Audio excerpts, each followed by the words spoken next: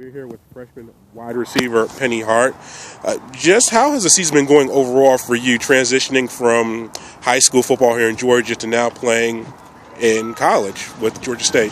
I mean, it's been fun. It's been a crazy transition, especially coming from my last game being at Strong Rock to my first game of the season, being with D1 school and then going to Oregon and, stuff like that. It's been real fast, but I'm definitely picking up on the pace. Yeah, and you've picked up the pace very well and become one of the best freshman receivers in the country and in the conference. What have just been one or two things that you've just worked at to be really good at to have success? Film work, a lot of film work. In high school, we didn't really do much dissecting of film that much. This year, I really wanted to dial into that because if you know what the other team is doing, and I know what I'm doing, I can execute the best that I can in my ability. So, working with Nick Arbuckle and then my roommate Aaron Winchester, and Robert Davis, and just working on my technique, Coach Pop, everything. It's just been a really good transition and just helping me, work my way through this college game. Has the toughest part been really the mental side or the physical side as far as playing college ball?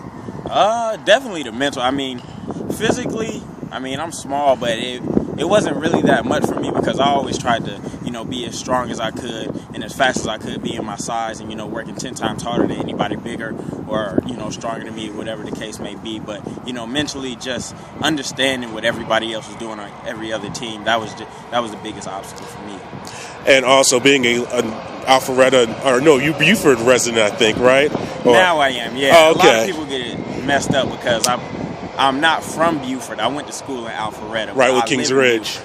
But you're a Metro Atlanta, a local guy. Right. What appealed to you to come here to Georgia State? Because I'm pretty sure even during the recruiting process, you were probably able to come to a few games and just become familiar with the program. These coaches made me feel like I was at home. Coach Hewer, we definitely had a lot of talks. I visited a lot. I was always around him. Coach Miles, a great guy. I just felt comfortable here, and a lot of the players, I got to know them really well, so I just felt comfortable here. I felt like this is where God wanted me to be ultimately. All right, and lastly, you have two more games, and I know you don't want to look at bowl eligibility or anything like that, but just what would it mean to get these end the season well and get these last few wins, as your year ends? It would be the world to me. The world to me because my goal this year was to send these seniors out right.